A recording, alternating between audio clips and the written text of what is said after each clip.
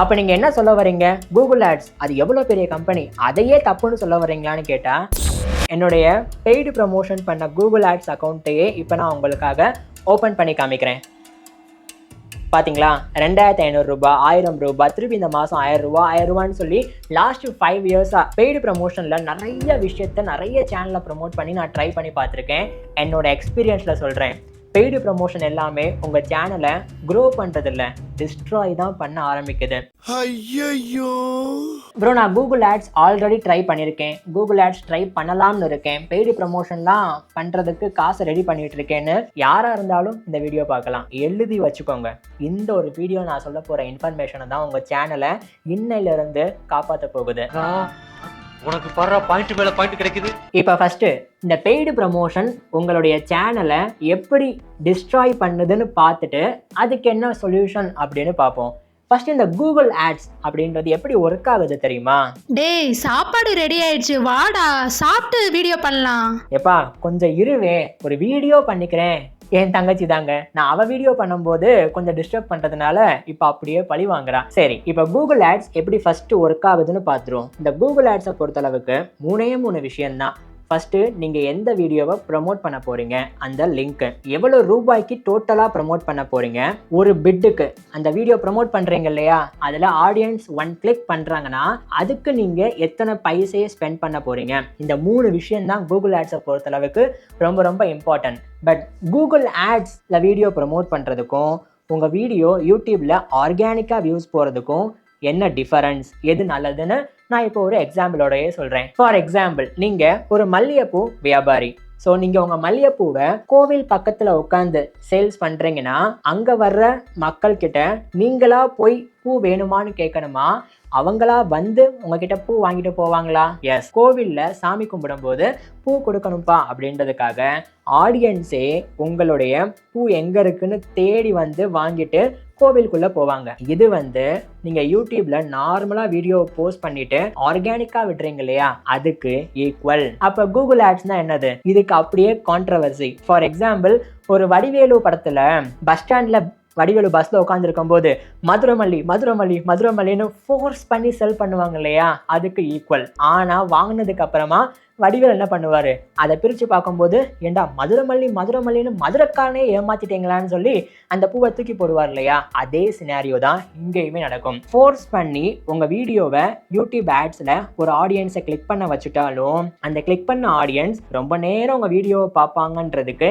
எந்த கேரண்டியுமே கிடையாது. Just 5 to 10 செகண்டுக்குள்ள just click பண்ணதுனால கொஞ்ச நேரம் பார்த்துட்டு வெளியே போயிடுவாங்க. ஸோ கூகுள் ஆட்ஸ் மூலமா வர்ற வியூவர்ஸ் உங்களுக்கு லாயலா இருக்கிறதுக்கு வாய்ப்புகள் இல்லை. வர்றவங்க உங்க சேனலை சப்ஸ்கிரைபும் பண்ண மாட்டாங்க. அப்ப ஜஸ்ட் கவுண்ட்டுக்காக உங்க வீடியோக்கு வியூஸ் ஏறுற மாதிரி தெரியுமே தவிர அதுல இருந்து உங்களுக்கு பெரிய யூஸ் ஒண்ணுமே இருக்காது.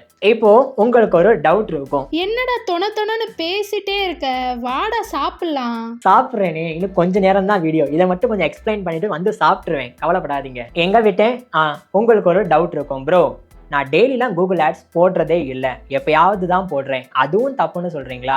எப்படி அது தப்பாகும்? ஆனா அதை பார்க்கறதுக்கு முன்னாடி ஒரே ஒரு முக்கியமான விஷயத்த சொல்லிக்கிறேன். ஒரு 4 நாளைக்கு முன்னாடி என்கிட்ட வாட்ஸ்அப்ல ஒரு ஸ்மால் யூடியூப் கிரியேட்டர் தான், ப்ரோ நான் பெய்டு ப்ரமோஷன் கூகுள் ஆட்ஸ் நிறைய ட்ரை பண்ணிட்டேன் ப்ரோ, ஆனால் என் சேனல் க்ரோ ஆகிற மாதிரியே தெரியல, ஏதாவது பண்ணுங்களேன் அப்படின்னு சொன்னதுக்கு அப்புறமா நான் உங்கள் சேனல் ஓப்பன் பண்ணி பார்க்கும்போது ஓன் கண்டென்ட்டாக வாய்ஸ் ஓவர்லாம் கொடுத்து சூப்பராக போட்டிருந்தாங்க.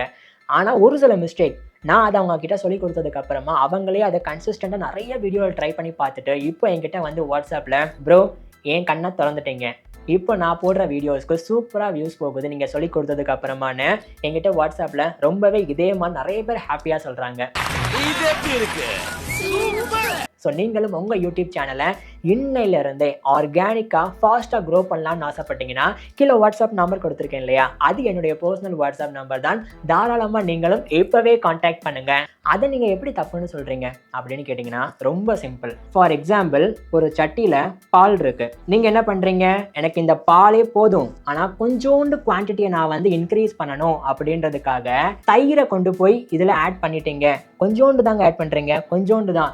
இந்த தயிரை கொண்டு போய் இதில் ஆட் பண்ணிட்டீங்கன்னா என்ன ஆகும்? மொத்த பாலும் கெட்டு போயிடும். இதே மாதிரி தான் யூடியூபை பொறுத்தளவுக்கு நீங்கள் ஒரு வீடியோ போஸ்ட் பண்ணதுக்கு அப்புறமா அந்த யூடியூப் அல்காரிதம் உங்கள் ஆடியன்ஸ் யார் யார் இருக்காங்கன்ற மாதிரி ஒரு ஆடியன்ஸ் போல் அப்படின்றத கிரியேட் பண்ணி வச்சிருக்கோம். அதில் நீங்கள் ஆட்ஸ்லாம் போடாமல் நார்மலாக ஆர்கானிக்காக வந்த ஆடியன்ஸ் மட்டும் உள்ளே இருக்காங்கன்னா நீங்கள் வீடியோ போடும்போது ஓகேப்பா நான் சப்ஸ்கிரைப் பண்ணவங்க வீடியோ போடுறாங்கன்னு ஞாபகம் வச்சு அதில் நிறைய பேர் கிளிக் பண்ணி பார்க்கறதுக்கு வாய்ப்புகள் இருக்கு. ஆனால் நீங்கள் கூகுள் ஆட்ஸ் அப்படின்றத போட்டு பெய்டு வியூவர்ஸை உள்ளே கொண்டு வந்துட்டீங்க அப்படின்னா மேபி அவங்க சப்ஸ்கிரைபே பண்ணலன்னா கூட அவங்க ஒரு வியூவர்ஸ் தான். ஸோ ஆடியன்ஸ் போலில் இவங்க ஒரு 50 பேர் இருக்கும்போது ஒரு 10 பேர் பெய்டு வியூவர்ஸ் இருந்தாங்க அப்படின்னா நீங்கள் புது வீடியோ போடும்போது இந்த பெய்டு வியூவர்ஸில் 1% கூட கிளிக் பண்ணுறதுக்கு வாய்ப்புகள் கம்மியாக இருக்கும். பேலன்ஸ் இருக்கிறவங்க கிளிக் பண்ணால் கூட இந்த 1% பீப்புள் ஏன் கிளிக் பண்ணல, அப்போ இந்த வீடியோ நல்லா இல்லையோ அப்படின்னு சொல்லிட்டு இந்த வீடியோவை கம்பேர் பண்ணும்போது இந்த வீடியோவுக்கு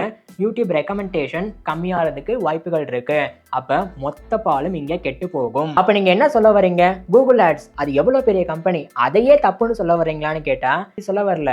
கூகுள் ஆட்ஸ் ஒர்க் ஆகும். பட் யாருக்கு ஒர்க் ஆகும்? ஒரு கம்பெனி அவங்க கிட்ட நிறைய ப்ராடக்ட் இருக்கு, நான் ஒரு வீடியோவை ப்ரமோட் பண்ணுறதுனால எனக்கு அதில் இருந்து சப்ஸ்கிரைபர் லைக்லாம் வர வேணாம், ஜஸ்ட் ஒரு சேல்ஸ் 2 சேல்ஸ் ஆனால் போதும் அப்படின்னு நினைக்கிறவங்க அவங்களோட வீடியோவை யூடியூப்ல கூகுள் ஆட்ஸில் ப்ரமோட் பண்ணாங்கன்னா மேபி 1000 பேர் அந்த ஆட்ஸ் மூலியமாக கிளிக் பண்ணி பார்க்கும்போது ஒரு 2 சேல்ஸ் நடந்தால் கூட அது அவங்களுக்கு பெனிஃபிட். மேபி இப்போ யூடியூப் கிரியேட்டர்லேயே நிறைய பேர் அவங்களுடைய ப்ராடக்டை ப்ரமோட் பண்ணுறதுக்காக அவங்களே கிரியேட்டராக கூட இருப்பாங்க, அவங்களுடைய ப்ராடக்டை ப்ரமோட் பண்ணி சேல்ஸ் வர வைக்கிறதுக்காகவோ லீடு வர வைக்கிறதுக்காகவோ இந்த கூகுள் ஆட்ஸ் பண்ணால் அவங்களுக்கு யூஸ்ஃபுல்லாக இருக்கும்.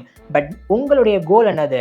ஒரு யூடியூப் சேனலை லாயலாக லாங் டேர்முக்கு கொண்டு போகணும், க்ரோத் பண்ணணும் அப்படின்றவங்களுக்கு இந்த கூகுள் ஆட்ஸ் அப்படின்றது ஒர்க் ஆகிறது பாசிபிலிட்டி ரொம்ப கம்மி தான். அடுத்த ஸ்டெப் என்னன்னு தெரியுமா? இந்த பெய்டு ப்ரமோஷன். இப்போ நான் கூகுள் ஆட்ஸ் அண்ணனை பற்றி எக்ஸ்பிளைன் பண்ணிட்டேன், ஆனால் தம்பியை பற்றி எக்ஸ்பிளைன் பண்ணாமல் இருக்க முடியுமா? அதுதான் பெய்டு ப்ரமோஷன். டேய் நாராயணா, முடிஞ்சிச்சா? முடிஞ்சு அதுக்குள்ள அவசரம் இருங்க, டக்குன்னு முடிச்சிடுறேன். பெய்டு ப்ரமோஷன் பேசிக்கா இந்த பெய்டு ப்ரமோஷன் அப்படின்றது நல்லது தான். நீங்க டெக் சேனல் வச்சிருக்கீங்க, ஸோ உங்களை விட சப்ஸ்கிரைபர் வியூவர்ஸ் அதிகமாக இருக்கிற ஒரு பெரிய டெக் சேனலில் போய் உங்க டெக் சேனலை ப்ரமோட் பண்றீங்கன்னா அது பெனிஃபிட் தரும். ஆனால் உங்க சேனல் டெக்காக இருந்து ப்ரோ அவங்கெல்லாம் அதிகமாக பணம் கேட்குறாங்க ப்ரோ, என்னோட ஃப்ரெண்டே ஒரு யூடியூப் சேனல் வச்சுருக்கான் ஆனால் அது விளாக் சேனல், அவன் ப்ரொமோட் பண்ணுவேன்னு சொல்கிறான் இல்லையா, பண்ணட்டுமே அப்படின்னு விட்டுட்டிங்கன்னா நீங்கள் உங்கள் சேனலுக்கே குழியை வெட்டுறீங்க உள்ளே தோண்டி புதைக்கிறதுக்கு. புரியுதா? ஸோ இனிமேல் அந்த தப்பை பண்ணாதீங்க. உங்கள் நீச்சில் யாராவது இருந்தாங்க அவங்க ப்ரமோட் பண்ணுறேன்னு சொன்னாங்கன்னா ப்ரமோட் பண்ணலாம். பட் டிஃப்ரெண்ட் டைப்ஸ் ஆஃப் நீச்சில் ப்ரமோட் பண்ணும்போது அந்த வீடியோவை பார்க்குற ஆடியன்ஸ் யாருமே உங்கள் சேனலுக்குள்ளே வர மாட்டாங்க, அப்படியே வந்தாலும் லாயலாக இருக்க மாட்டாங்க, சப்ஸ்கிரைபும் பண்ண மாட்டாங்க.